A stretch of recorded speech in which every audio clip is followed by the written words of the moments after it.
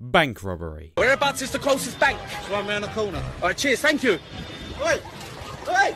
One of the most American things since obesity, the military-industrial complex, and mass shooting. Did you know that America's first bank heist occurred in 1798? It was an astounding success, up until the moment one of the robbers died of yellow fever, and the other got caught by depositing his money into the same bank he just robbed. We've all fantasized about it at some point. What if I had a gun? What if I had my nan's knitted balaclava? The hell's this? That's all they had. What if there were more police officers in the US than registered firearms? What if you just wanted your payday too? You see, I need my payday too.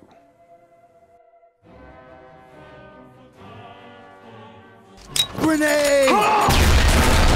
Payday 2 is a video game. I'm not sure how else to describe it. It is a shape-shifting enigma that defies categorization. One moment you're playing the Breaking Bad video game. The next, you're playing Metal Gear Solid. I'm the one who knocked. Gotta go now. What? Payday 2 is a puzzle game, a Sims game, an RPG, a life simulator, a broken mess that has consumed 10 years of my life and hundreds of my hard-earned pound sterlings. There is more DLC for this game than there are prostitutes in Southampton. I'm fairly certain a cocaine addiction is a more financially sensible decision than investing in this game. However, this is literally how Overkill pays the bills after the incident. And since microtransactions are out of the question, thank fucking God, this is the only way they're able to fund the development of Payday 3, outside of insider trading and sponsoring failed World War II spin-offs. And yes, by the way, this game in particular will get a video of its own at some point. Apart from all of this, Payday 2 was made by people who love heist movies, but know literally nothing about difficulty scaling or AI programming. That being said, the objective of Payday 2 is obvious. Steal shit, rob shit, murder shit. Under the employ of the enigmatic hacker 4chan, you have roughly 24 different characters to choose from, including a man who can't speak a lick of English,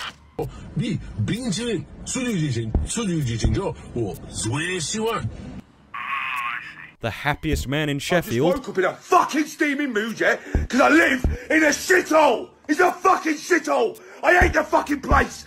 I fucking hate it! It's full of dickheads! I fucking hate it! and, of course, oh, for fuck's sake. We may be in Washington, but Los Angeles will forever be my country.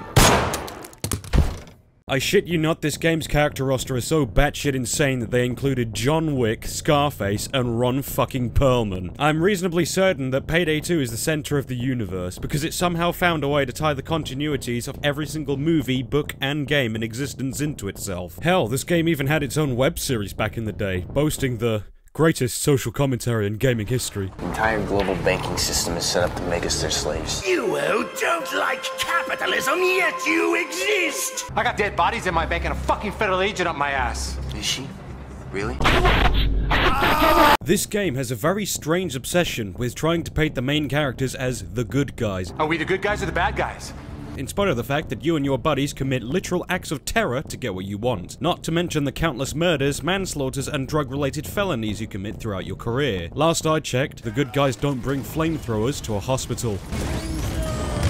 Are we the baddies? Let's just say that I don't have 2,000 hours in this game for no reason. Now, don't fool yourself, I never said this game was good. No one who's played Payday 2 says it's good. But it is very addictive, like a nicotine addiction. It is less of a game and more of a machine, designed to trigger a dopamine rush through every little thing you do. Shooting, completing objectives, throwing bags into the van, opening doors. Everything about the way this game looks, sounds, and feels is designed to keep you coming back. And the RNG influencing small changes in each heist, even down to spawn or escape locations, is usually enough to keep things from getting too samey. The character customization is beyond fucking ridiculous. How no one is able to identify you until you flip on the VR headset is beyond me. You can wear an entire wardrobe of outfits, most of which look like complete arse. A sentiment that only grows with the more and more DLC they insist on adding to the game. No, the real customization comes in the form of the masks. To say they have a distinct variety effective customization options would be an understatement. Holy shit, there are so many fucking masks in this game, with nearly as many materials, patterns, and colors to choose from. I remember a friend who really liked this mask for some reason. Little does the community know that the objective is not actually to commit robbery, but to look as ridiculous as possible while doing so, and I wouldn't have it any other way. The same can be said for weapon customization. I am not shitting you when I say that you can actually buy a Nerf gun and use it in your robbery. All of these customization options you earn from the card game at the end of each successful heist, although you can alternatively buy your weapon attachments and upgrades through Continental coins. Yes, the John Wick... Don't worry, I will get to the fucking lore of this shit show, just bear with me. Said Continental coins can also be spent on upgrading your safe house, which yields literally no other rewards as far as I know, other than looking prettier. Like, hey, you can play hockey. You can change the paint job of your escape van, harass Ron Perlman while he shitposts about Drumpf for the 50th fucking time. However, no amount of Continental coins can cure John Cleese's stage 6 dementia. Good one. Oh, yes, I suppose you would. You can also find color-coded packages scattered across each map, which reward you with even more weapon attachments once you collect an adequate amount. A system which baffles me to no end, because how the fuck is this wheelchair-bound hobo able to conveniently sneak these packages into guarded military installations and the fucking White House? Is he Zillion OP? There are two ways to engage your heists, loud and stealth. Except, when they say loud, they fucking mean it. You so much as fucking sneeze on federal property, you'll be swarmed by legions of the National Guard's finest within literal seconds. I'm not even joking. As soon as the alarm goes off, the police show up with a record-breaking 20-second response time, numbering in the fucking hundreds. And if that wasn't ridiculous enough, you also have to contend with tasers, shields, CIA ninjas, who yes, are in fact ninjas, and yes, glow in the dark, fucking juggernauts with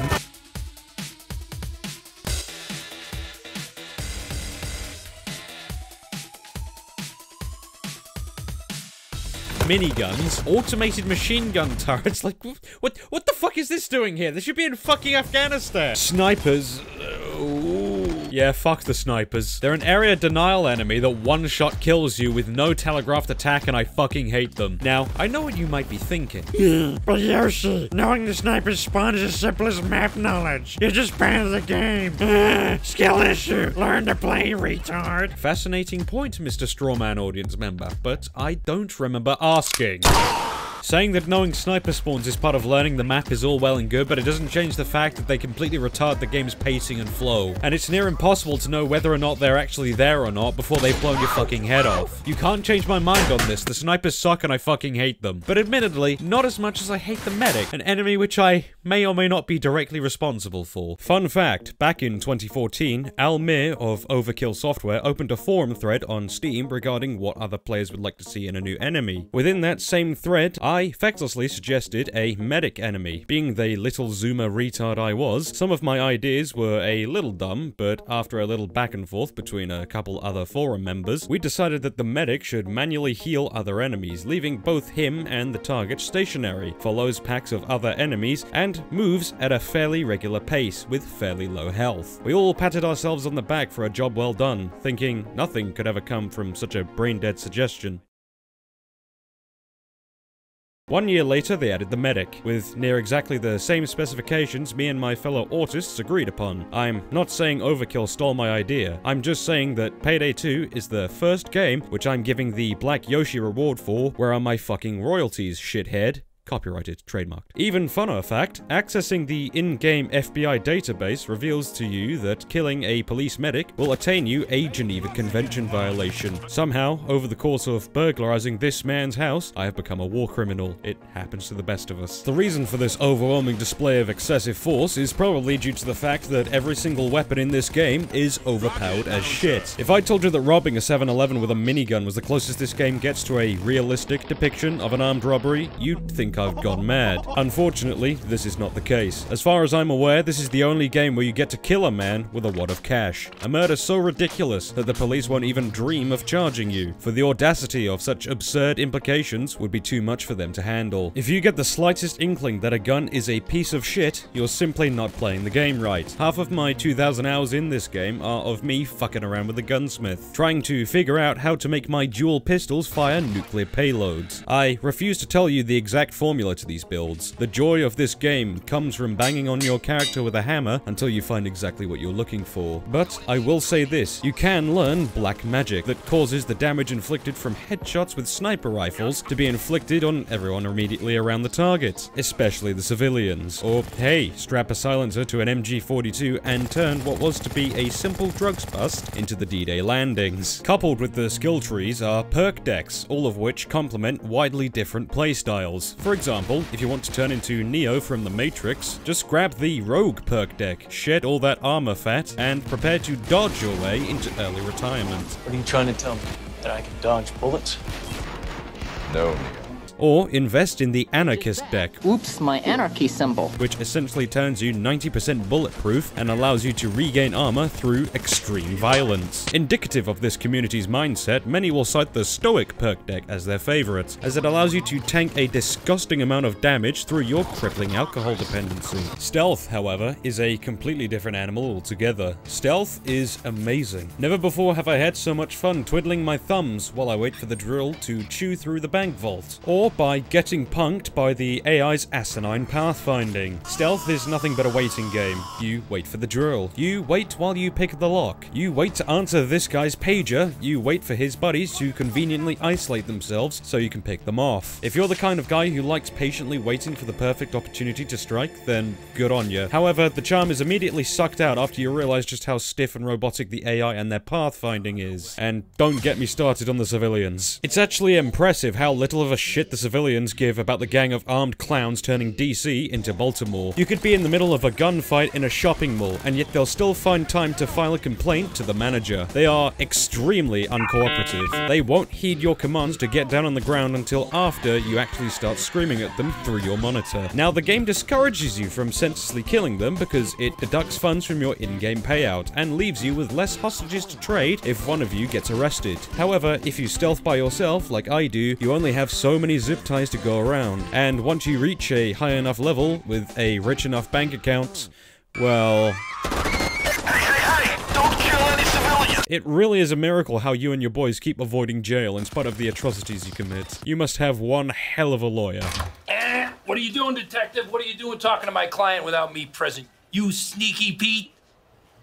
You may notice how I'm avoiding the topic of co-op in this game. This is simply because it is the most uncooperative co-op game I've ever played. Straight from the word go, everyone's supersonic racing to different corners of the map, determined to do whatever the living fuck it is they want to do with no communication or coordination, and somehow having the lot of you come back alive and unscathed. Oh sure, you can pick ammo bags and medic bags for the consumption of you and your team, but that is as far as the co-op goes. At least next to making the transport of loot bags a lot easier. If you want a drinking game that is likely to kill you within the first 5 minutes, host a match and see how many people ask you if you're stealthing. You do not want to stealth with other players in this game. It is the gaming equivalent of Chinese water torture. You know what's coming, you just don't know when. Alright, I know this is becoming a meme at this point, but mate, the soundtrack fucking bops.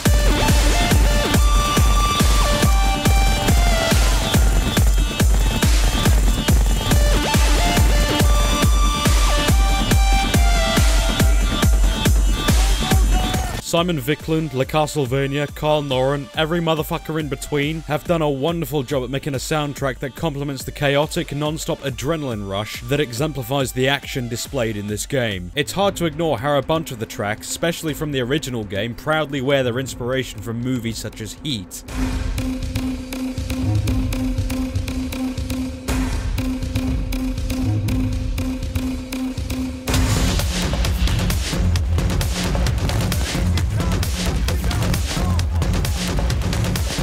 And as such, they do a great job at complementing the tension building of those original soundtracks, while reasserting their own original flair. While I much prefer the more grungy guitar and drums aesthetic of the original game, I can't find it in me to complain about the electronic computer fart of the Payday 2 soundtrack.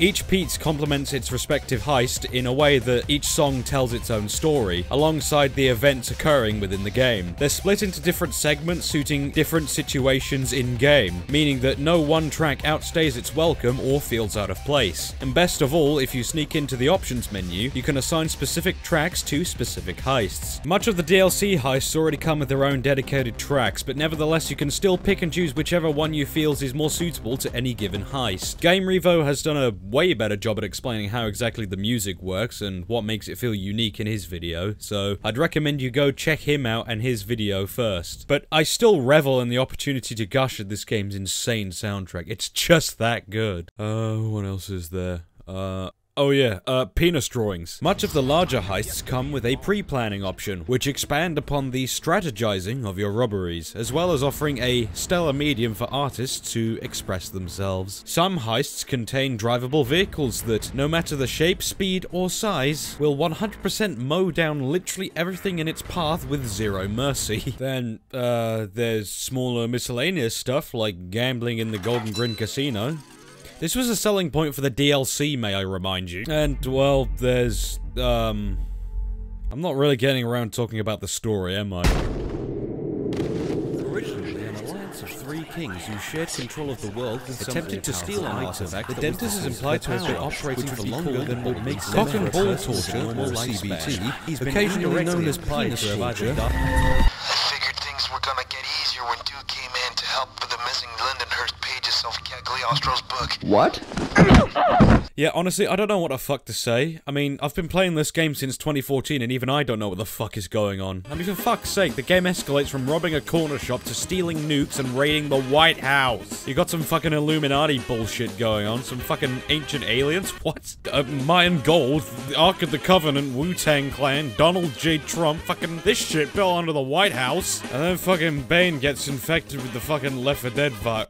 COD Zombies is easier to follow than this. This is literally the art of making shit up on the fly, and I swear to God, if they pull the same shit with Payday 3, I'm gonna have a fucking heart attack. So before I drop dead from reading the cancer that is the Payday 2 lore page, I should probably finish up this video. Best way I can describe Payday 2 is like an abusive relationship. You know it's bad for you, and yet you keep coming back. It's a game I have a very long history with, and yet I struggle to find anything else to say about it. There's a lot going on in the background, yet so little to actually experience. Bit like me in this channel, really. I have a Patreon in the description if you want to see behind-the-scenes content, get an exclusive Discord role and text channel, and that's it. Fuck me, I really need to improve my Patreon rewards. That is abysmal. Or if you just want to support this channel and help me grow into something not this. Oh yeah, I have a Discord as well, you know, if you hate yourself. But yeah, that's Payday 2, and that's my video on Payday 2. I still really need to figure out how to close these fucking videos.